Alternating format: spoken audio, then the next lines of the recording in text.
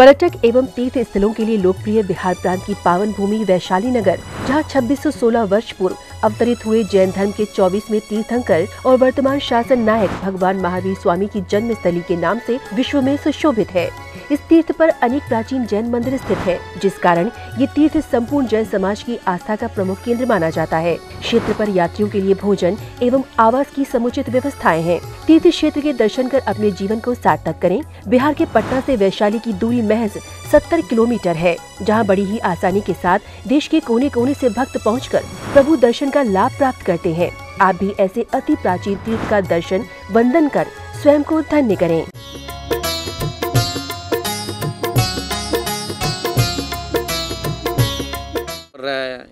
इस श्लोक को यहीं विराम देते हैं। आगे चलते हैं। अशोक वृक्ष के बारे में आचार्य मानतुंगदेव क्या कहते हैं। उच्चैरशोकतरु संसृतमुन्मयूका मा भाति रूपममलं भवतो नितान्तं स्पष्टोल्लसत् किरणमस्ततमोवितानं बिम्बं रवेरिव पयोधर पार्श्ववर्ती। क्या मानतुंग आचार्य बता रहे हैं। शब्दों का अर्थ लालित्य क्या सुंदर है, और यहाँ पर छंद अलंकार कितने सुंदर सुंदर शब्दों का प्रयोग कर रहे हैं। आचार्य कह रहे हैं उच्चे ही अशोका, ऊंचे अशोक के तरु के नीचे संसृत मुन्मयू का, किरणों को बिखेरने वाले आभाते शोभायमान हो रहे, रूपम अमलम, अमल शुद्ध सुंदर सुस्पष्ट, अमलम आभाति शोभायमान हो रहे हैं। भवतो नितांतम, नितांत निश्चित रूप से आपका शरीर ऐसे शोभायमान हो रहा है, बहुत सुंदर सूरज की तरह चमक रहा है, दमक रहा है। वो कैसे? स्पष्टोल्लसत्, स्पष्ट उल्लसत्, स्पष्ट रूप से उल्लसत्, चमकता हुआ, धमकता हुआ, प्रकट होता हुआ, किरण अस्ततमोवितानम, अंधकार को अस्त करके किरणों के द्वारा अपने आप को प्रकट कर रहे हैं, ऐसे बिंबम रवेरिव, सूरज के बिंब के तरह, पयोधर पार्श्ववर्ती, पयोधर का मतलब होता है बादल, पार्श्ववर्ती का मतलब होता है बगल में, बादल के आसपास में सूरज और ज़्यादा सुंदर लगता है, चमकता है। उनके किरणें बादलों में पड़ते तो बादलों में भी तरह तरह के डिजाइन बनते हैं, इंद्र नगरी बन जाता है। और वो बादलों के देखते देखते सूरज के किरणों से बादलें पिघलती रहती है, उसके तरह तरह के आकार बन करके पिघलते रहते, बनते बिगड़ते रहते हैं। तो वो बात बता रहे, अशोक वृक्ष के सामने भगवान के जो दिव्य आभा है, प्रकाश है, उज्ज्वलता है, उस उज्ज्वलता के सुंदरता को कितने बढ़िया तरीके से बता रहे।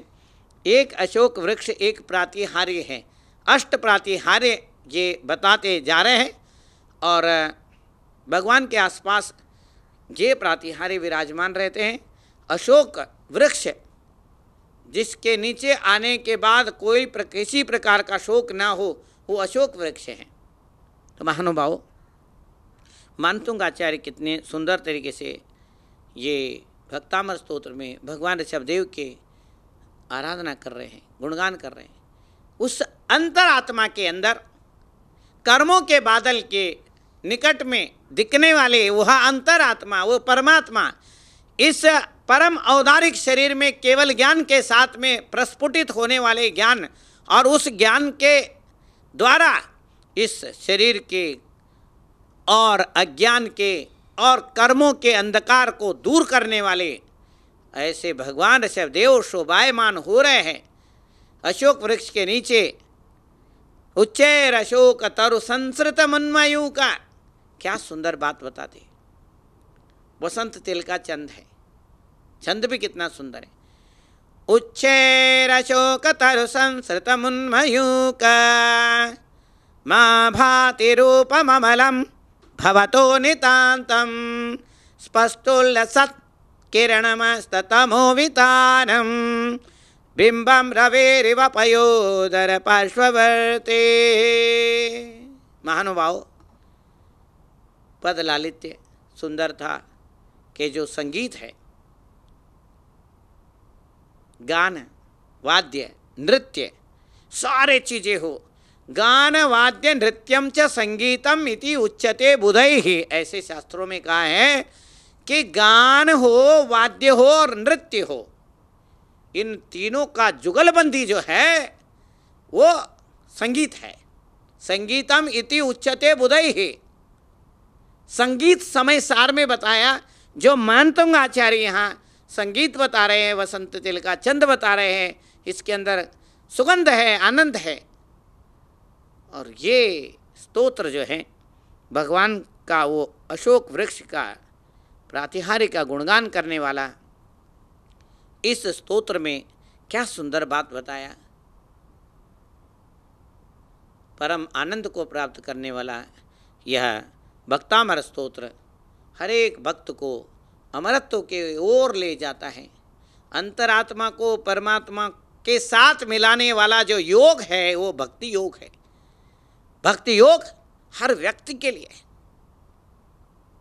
साधु संत श्रावक, छोटा बड़ा बुजुर्ग जवान, हर व्यक्ति इसका आनंद ले सकता है। उसका नाम भक्तामर है, भक्त को अमर कर देता है।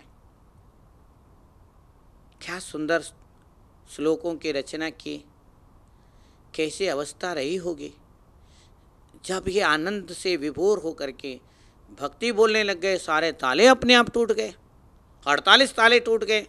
कर्मों के भी ताले टूटेंगे, कष्टों के ताले टूटेंगे, तकलीफ और दुख के ताले टूटेंगे। सभी प्राणियों को, प्राणी मात्र को, हरेक मनुष्य, प्राणी, तिर्यंच और ये पेड़ पौधे चराचर के अंदर जो जीव मात्र हैं, उनके कल्याण, हरेक के कल्याण के लिए जो वृक्ष बताया, अशोक वृक्ष, वृक्ष को भी आनंददायक ये माहौल भगवान के विराजमान होने से, उनके चरण सानिध्य से उत्पन्न होने वाला जो पुण्य है, साथी से पुण्य है, उस पुण्य कर्म का और उस पुण्य कर्म से ऊपर उठ करके अपने आप का अनुभव करने का, ऐसे मानतुंग आचार्य कह रहे हैं। कर्मों से ऊपर उठने के बाद ये कर्म के बादल छट जाते हैं और उस कर्म के बादल अलग और स्वयं अलग की अनुभूति होती है। वो भगवान ऋषभदेव जब केवल ज्ञान को प्राप्त हुए, अशोक वृक्ष ऐसे विराजमान हो गए जैसे बादलों के बीच में सूरज है, जैसे कर्मों के बीच में यह अंतरात्मा है जो परमात्मा के ओर जा रहा है। उस परमात्मा को, भगवान ऋषभदेव को जब केवल ज्ञान हुआ और जब वो अशोक वृक्ष के नीचे विराजमान थे, ऐसे अवस्था में कितने सुंदर लगते हैं, मनोज्ञ लगते हैं, आनंददायक उनका ये श्लोक भक्तामर स्तोत्र हमें भी इस अंतरात्मा से परमात्मा का योग कराने के लिए भक्ति योग है। ये इस भक्ति योग को हम अपने मन में आनंद लेंगे, इसका अनुभव करेंगे। इन्हीं बातों के साथ मैं ये 28वें श्लोक को विराम देता हूँ। को विस्मयोऽत्र यदि नाम गुणैरशेषे स्त्वं संसृतो निरवकाशतया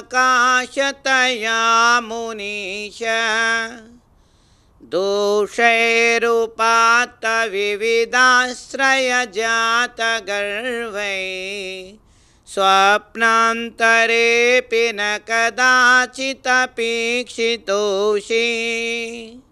क्या सुंदर बात आचार्य मानतुंग देव कह रहे हैं। ये भक्तामर स्तोत्र भक्त को अमरत्व के ओर ले जाने वाला स्तोत्र है। ये हर व्यक्ति को अमर बनाने वाला स्तोत्र है। तन मन चेतन के जितने भी कर्म, नो कर्म, भाव कर्म, ये द्रव्य कर्म, सारे कर्मों से मुक्त करके इस अंतरात्मा को परमात्मा के ओर यात्रा कराने वाले इस स्तोत्र को हम यहाँ देख रहे हैं। गुणों को ऐसे बता रहे हैं जिसमें दोष नहीं है, और वो दोष रहित गुणों के बारे में आचार्य मानतुंग देव भगवान ऋषभदेव के गुणगान करते हुए ये भक्ति योग का एक उत्कृष्ट ये आनंदमय श्लोक है। इसमें भक्ति के द्वारा मनोयोग, वचन योग और काय योग के परिस्पंदन को, इसके हलचल को शांत करके ध्यान के ओर अंतरात्मा को परमात्मा के ओर ले जाने वाला, अंतरात्मा को परमात्मा से मिलाने वाला योग ऐसे भक्ति योग है। और अमरत्व का गुणगान करने वाले ऐसे मानतुंगाचार्य, भक्ति के अमर गायक, अध्यात्म के अमर गायक मानतुंगाचार्य को हम यहाँ सुनते हैं, देखते हैं क्या बता रहे हैं। 27वें श्लोक हैं। को विस्मयोत्र, यहाँ क्या विस्मय है, आश्चर्य है। यदि नाम गुणैरशेषे, आपके अंदर अशेष संपूर्ण रूप से गुण विराजमान है। गुणैरशेषे तुम संश्रितो निरवकाशतया मुनीश, कहीं पर भी गुणों को स्थान नहीं मिला तो भगवान ऋषभदेव को आश्रय लिया तो क्या आश्चर्य है। अर्थात भगवान ऋषभदेव गुणों के भंडार हैं। ऐसे गुणों के भंडार भगवान ऋषभदेव के गुणगान करते हुए भक्त को अमर कर देने वाला यह स्तोत्र, हर एक व्यक्ति में गुण है। गुणों से ही व्यक्ति महान होता है, कर्म से व्यक्ति महान होता है। गुणों के द्वारा अवगुणों को, दोषों को दूर किया जाता है। गुण के सद्भाव में अवगुण अपने आप हट जाते हैं। जैसे प्रकाश के सद्भाव में अंधकार अपने आप दूर हो जाता है। अंधकार भी वही है, प्रकाश भी वही है, सुख भी वही है, दुख भी वही है, पुण्य भी वही है, पाप भी वही है, परमाणु वही है, वही बदल जाते हैं, समाप्त हो जाते हैं, शांत हो जाते हैं। महानुभाव, त्वं संश्रितो निरवकाशतया मुनीशा, दोषैरुपात्त विविधाश्रय, अन्य अनेक जनों के, अनेक लोगों के द्वारा दोषों को प्राप्त किया गया है। उपात्त विविधाश्रय, जात गर्भई, दोष भी बड़े खुश हो रहे हैं। लोग दोषों को गुण समझ करके खुश हो जाते हैं। आचार्य मानतुंग देव कह रहे, व्यसनों को प्राप्त करके व्यसनी लोग खुश हो जाते हैं, सोचते हैं हम बहुत बढ़िया हो गया। पहले तो मज़ा लेते हैं व्यसन का, फिर व्यसन उसको सजा देता है। ऐसे ऐसे बीमारियां हो जाती है व्यसनों से, दोषों से। दोष तो ये बहुत सारे दोष हैं। वैसे सामान्यतः दोष 18 प्रकार के बताए।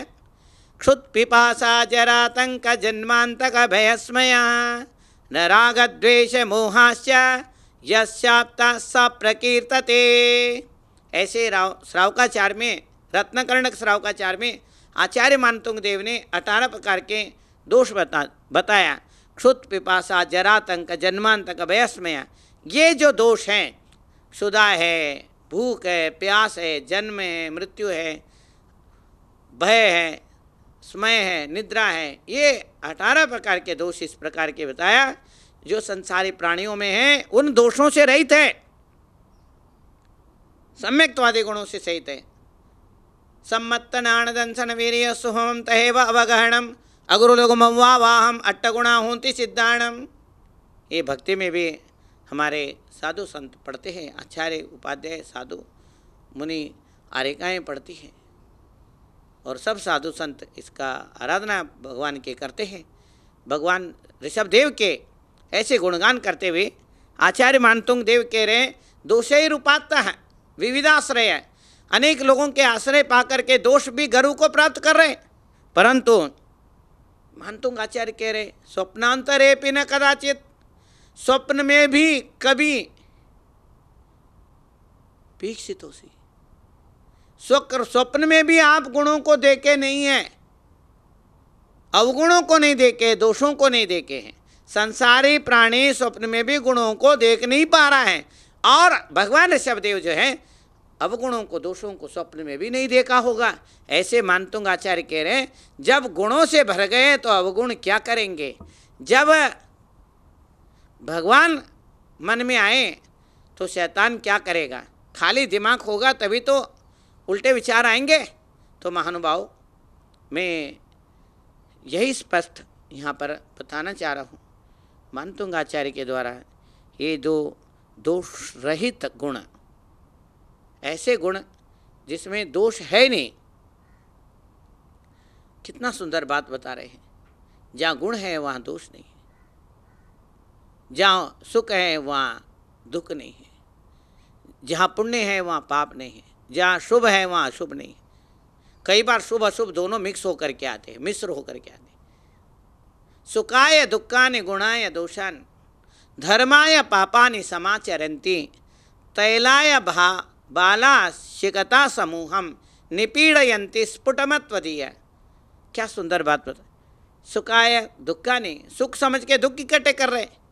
जितने भी लोग सुबह से शाम तक दौड़ रहे हैं, सुख समझ रहे, दुखी हो रहे, मेहनत कर रहे हैं, इतने से सुख के लिए सारा दिन पीले पड़े हुए। सुखाय दुखानि गुणाय दोषान, गुण समझ के दोष कर रहे। धर्माय पापानि समाचरन्ति, धर्म समझ करके सारे काम धंधा सारे इसी के अंदर लग रहे हैं। धर्म एक व्यापार हो गया है।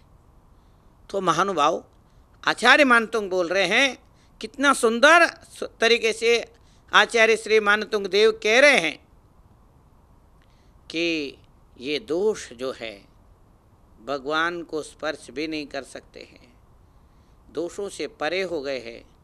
विचार में हम सोचते हैं भगवान वीतरागी हैं, राग का भाव नहीं है। स्वप्न में भी ये भगवान के दोष आसपास नहीं पटक सकते। स्वप्नांतरेपि न कदाचित अपेक्षितोषि। क्या सुंदर बात बताई मानतुंगाचार्य जो है।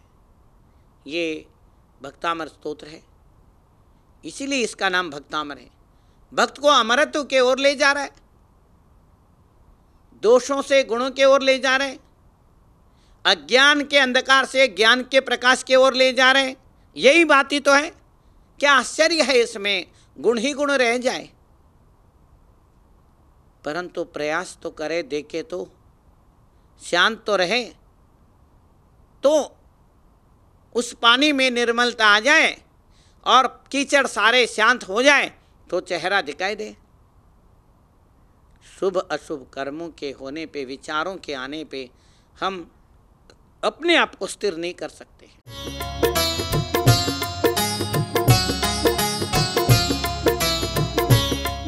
पर्यटक एवं तीर्थ स्थलों के लिए लोकप्रिय बिहार प्रांत की पावन भूमि वैशाली नगर, जहां 2616 वर्ष पूर्व अवतरित हुए जैन धर्म के 24वें तीर्थंकर और वर्तमान शासन नायक भगवान महावीर स्वामी की जन्म स्थली के नाम से विश्व में सुशोभित है।